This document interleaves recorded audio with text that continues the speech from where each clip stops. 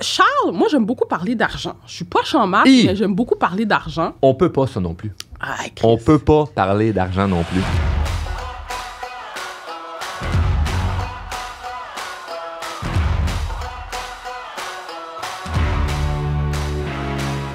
Ben, tu connais-tu le titre de mon podcast? Politiquement incorrect. OK, là j'étais en mode, sais-tu de quoi en lien avec l'argent? J'étais là. Non. Oui, politiquement Mais correct. tu sais, on parle où ce qu'on parle des vraies choses. Puis moi, j'aime ça beaucoup parler d'argent. Mais c'est pour ça que j'aime dire on peut pas en parler. Pas parce que je veux pas en parler, parce que c'est le clin d'œil que j'ai envie de faire de plus en plus. Parce que à chaque sujet, on dirait qu'il y a tout le temps quelqu'un qui est pas content de ah ben là, on peut plus dire qu'est-ce qu'on veut. Fait que je trouve ça cool. By the way, parenthèse, là, je trouve ça cool que ton podcast, ça soit les vraies affaires. Exact. Puis les vraies affaires, c'est cliché un peu, mais les vraies affaires, c'est pas mettre de filtre. Tout à fait. Dire comme on détient pas la vérité absolue, mais voici une opinion. Exact. Puis on la donne. T'sais. Exact, tout à fait. Mais oui, parler d'argent, moi, c'est un sujet qui me passionne parce qu'on vit dans un monde capitaliste et il y a des règles du jeu dans le monde capitaliste. Puis si tu veux gagner dans un jeu, il faut que tu suives les règles du jeu. Puis je trouve que de un, on nous enseigne pas les règles du jeu. Puis de deux, les gens sont pas tant intéressés à comprendre les règles du jeu. Puis quand je dis les règles du jeu, c'est pas savoir c'est quoi un CELI versus un REER ou c'est pas ça le point, c'est de comprendre des bases fondamentales par rapport à notre esprit en lien avec l'argent, nos croyances par rapport à l'argent, la relation qu'on a avec l'argent, puis après ça, pouvoir rentrer peut-être dans une niche de ben voici ce que j'ai envie d'apprendre. Mais moi, je pense que l'une des raisons pour laquelle j'ai réussi à attirer de l'abondance financière, c'est vraiment grâce à mes croyances par rapport à l'argent. Parce que si tu parles à mon compte, tu sais là, mettons mon comptable écoute ça, il dirait Charles, tu connais rien par rapport à l'argent. Tu comprends? Ouais, je comprends. Tu génères des millions, mais tu comprends rien par rapport à l'argent. Parce que lui, il comprend la mécanique des chiffres en arrière de ça, faut payer ça là, ça ci, ça, tu peux sauver là. Donc, c'est pour ça que je l'engage, le comptable. C'est pas moi qui fais la comptabilité.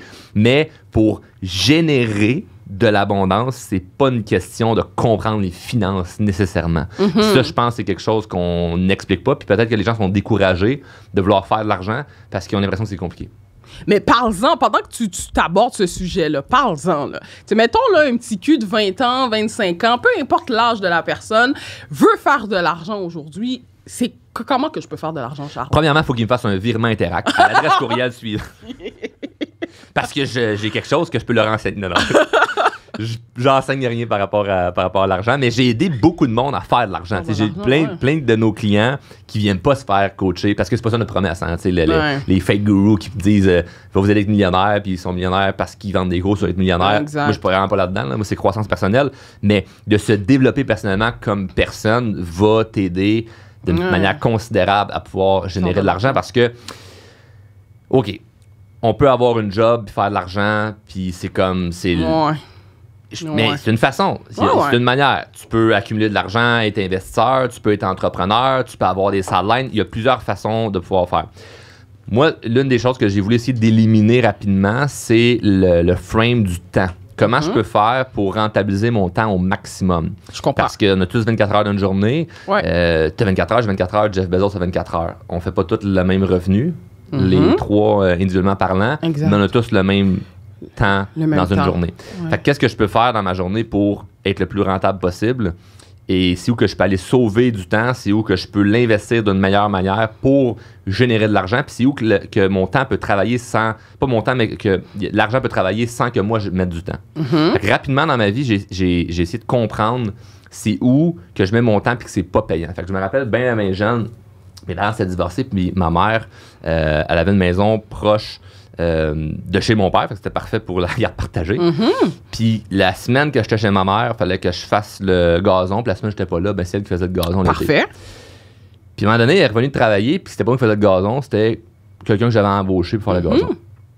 Puis là, elle était en panique. Voyons là, c'est quoi cette affaire-là? Il y a quelqu'un qui vient de faire le gazon chez nous, c'était censé être toi. Je dis, ouais, mais je le paye pour le faire. Elle comprenait pas, elle dit, ça coûte de l'argent. Je dis, ça coûte pas de l'argent, man. Parce que ce que je lui paye, moi, l'heure que je m'en vais travailler, je gagne plus. Ouais, je comprends. L'heure que je travaillais me rémunérait plus que faire le gazon. Puis, parenthèse, j'aimais pas faire ça. Fait que la personne qui dit, moi, c'est mon trip le dimanche, je tourne ma pelouse. Fais-les, Gaëtan. C'est pas ça le point, là. Pas dire qu'il faut pas le faire. Mais si t'aimes pas ça, calcule ton temps versus l'argent. Fait que je calculais que je m'épuisais à faire ça. Puis après ça, j'avais moins de temps et plutôt moins d'énergie pour réfléchir à qu'est-ce qui allait me rendre riche. Parce qu'à cette époque-là, c'était une de mes grandes motivations, faire de l'argent. Faire de l'argent. Fait que si je m'embrouillais le cerveau à faire plein d'affaires pour sauver de l'argent, ou en faire, mais des montants peu considérables, j'avais moins de temps pour réfléchir et essayer des trucs qui allaient pouvoir me rapporter beaucoup plus. Fait que je préférais payer quelqu'un pour faire mon gazon. Fait que mettons, pour 1 heure, ça me coûtait, on va dire, 25$. Puis pendant ce temps-là, moi, je lis un livre. L'heure que je lis un livre risque potentiellement de me rapporter plus que 25$ dans le futur que de faire mon gazon puis de sauver 25$. Je comprends. J'entends ce que tu me dis. C'est juste que c'est pas concret. C'est ça le problème. C'est ça, que c'est pas concret. Mais les heures et les heures et les heures et les heures que j'ai mis à me développer, puis à étudier, puis à comprendre plein de choses au niveau du comportement humain, de la communication et de l'argent en soi, m'ont permis un peu plus tard de pouvoir faire des trucs que là, ça m'a rapporté big time.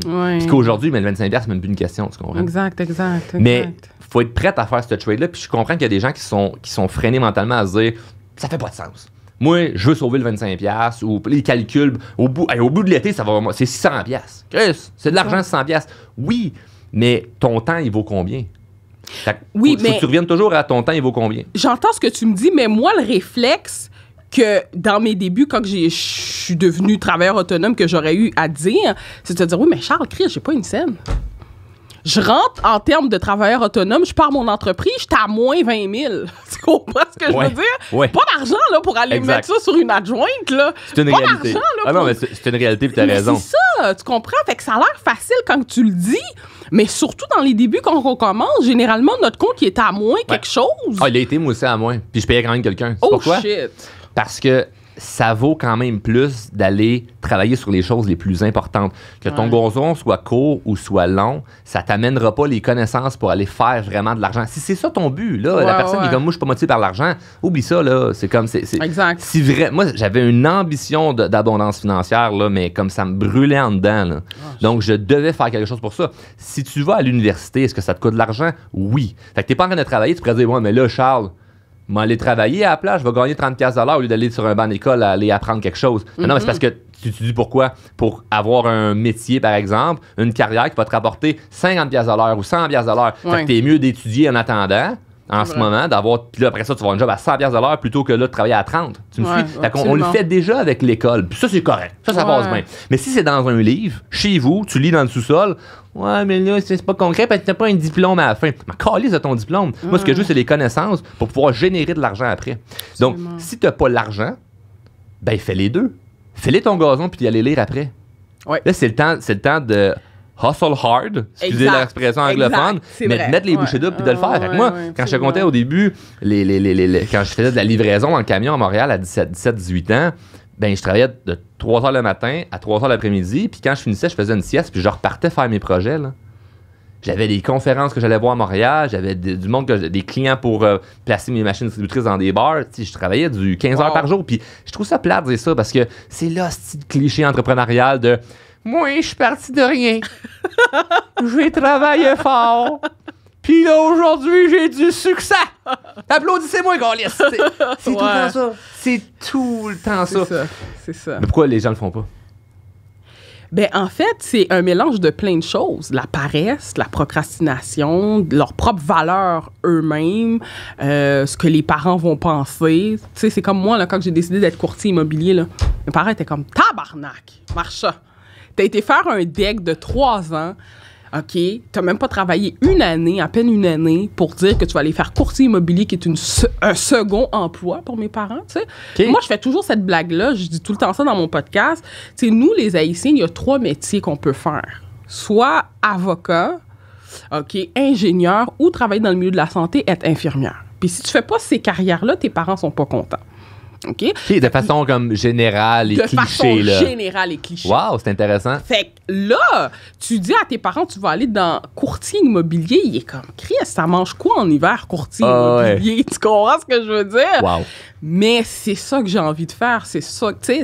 Fait que c'est pour ça que je comprends ce que tu dis, mais en même temps, tout dépendant comment tu as été élevé, d'où tu viens, etc. C'est sûr que c'est pas une excuse, là, on s'entend, là. Mais des fois, je peux comprendre quelqu'un qui va avoir une barrière. C'est clair. Non, mais la barrière, elle est légitime. Ouais. Le problème, c'est pas... Je me positionne pas en moralisateur en disant « Vous êtes des caves de pas comprendre. » C'est pas ça le point. Ouais. Le point, c'est « OK, tu l'as la barrière. est-ce que tu as la voix ou tu es inconscient? Ouais. Parce qu'il y a des gens qui ont la barrière, mais ils ne savent même pas. On peut pas leur en vouloir à ces gens-là. Mais si tu vois la barrière, tu le sais, tu écoutes présentement le podcast, puis tu fais, ça fait quand même du sens qu'est-ce que Charles dit, mais moi, pour ma vie à moi, c'est pas pareil. Shut the fuck up, man. Prends action, bouge de quoi. C'est comme. C'est ça. Je m'adresse à cette partie de gens-là, tu comprends? Qui le savent. Tu sais, ma citation fétiche que je répète depuis des années, c'est fais ce que tu sais que tu dois faire. Si tu le sais pas ce que tu dois faire, je peux pas m'obstiner avec toi. Tu comprends? Tu le sais pas. Tu le sais pas. Mais si tu le sais, prends action. Tu le sais déjà. Comme, souvent, là, il y a des gens qui vont m'écrire en DM. Comme, hey Charles, j'aimerais ça faire telle affaire. Qu'est-ce que tu me conseilles? C'est quoi la première idée que tu as en tête qui pourrait être bonne? Je pense que je devrais faire ça. Vas-y que ça. Vas-y que la première idée que tu as en tête. Ça veut pas dire que ça va être bon. Ben, tu fais une erreur, tu te réajustes, tu apprends. Tout ce qu'on sait déjà, là, j'apprends rien à personne en ce moment. Effectivement. Mais je pense que c'est ce cheminement-là que les gens veulent pas faire. On veut tout de suite la belle maison, la Mercedes, faire le million tout de suite, mais on veut pas le processus qui est derrière. Mais en même temps, il est le fun, le processus. Parce que si tu te fais chier vraiment comme t'aimes pas ce que tu fais, puis c'est en attendant de « OK, là, après ça, je vais enjoy ma vie », je trouve ça délicat parce que faut quand même que tu aies du fun durant le processus. Évidemment, il y a des affaires dans ma vie tous les jours que ça me tente pas de faire puis que je fais quand même parce que ça fait partie de la vie. Cependant, je suis content du processus. Puis je suis content parce que une fois que tu as, entre guillemets, réussi, je me considère pas comme quelqu'un qui a un immense succès parce que c'est relatif pour tout le monde. Okay, moi, je vois où est-ce que je veux m'en aller puis je me dis, tabarnak, je suis loin.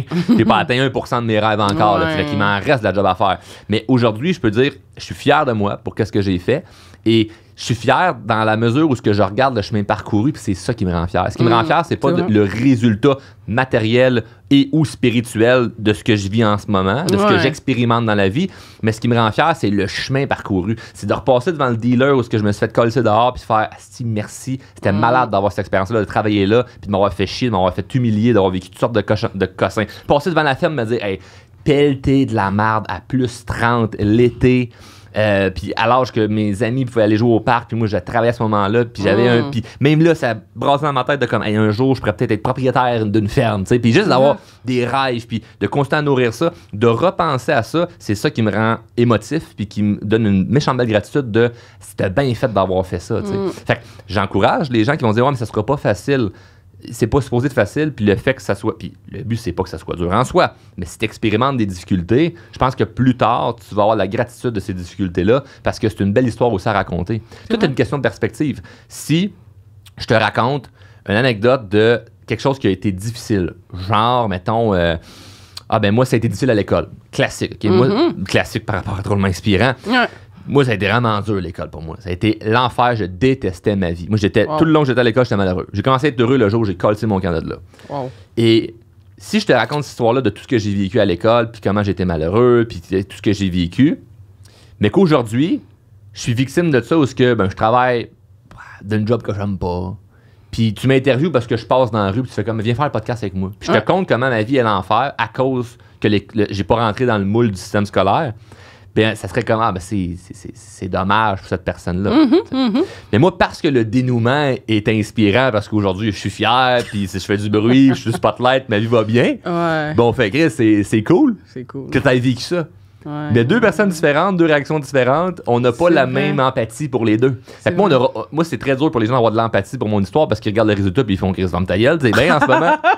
C'est correct. Ben, c'est vrai. Je demande pas de l'empathie.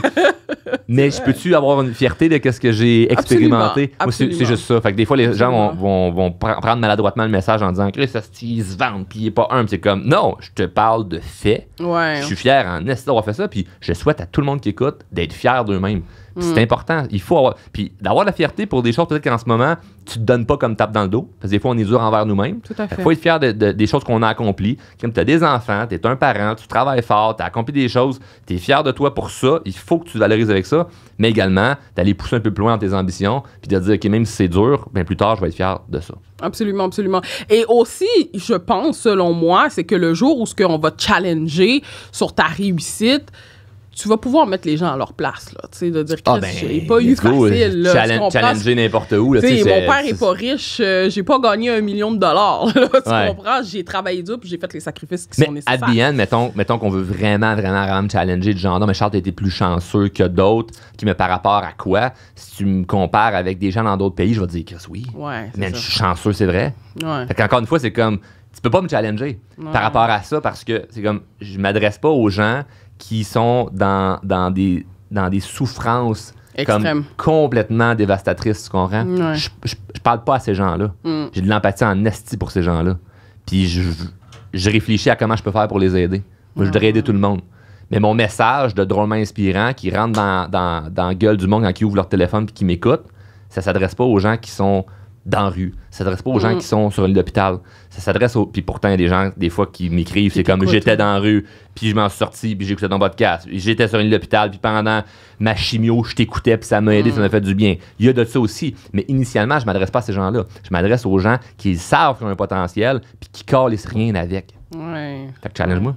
Fait que t'as vraiment ciblé ta niche, en fait. Ta clientèle. Ben, c'est pas cibler une niche, cibler une clientèle, c'est y aller avec ce que moi je feel de comment, qui je peux aider, tu comprends? Je comprends. Puis moi, ça me fait plaisir d'aider des gens qui veulent s'aider. Effectivement. Je pourrais pas être un thérapeute ou un psychologue qui travaille pour le gouvernement puis être dans mon bureau, cabinet, puis que ça soit l'aide sociale qui m'envoie des clients. Ouais. Tu comprends? Ouais, je comprends. Et il faut qu'il y ait des gens qui fassent ça. Ouais. Mais moi, je serais malheureux encore à faire ça, tu comprends? Parce que ça me tente pas de parler avec des victimes. Ouais, c'est ça, absolument. Absolument. C'est un choix. Je manque pas d'empathie envers eux. Ouais. C'est juste que je décide. C'est comme si toi, tu dis, moi, je veux pas des clients, mettons, commercial. Ouais, ou je préfère des clients de maison à 1 million versus des maisons à 200 000. Ou l'inverse. Est-ce que c'est que tu juges un ou l'autre? Non, t'as un choix. Exact.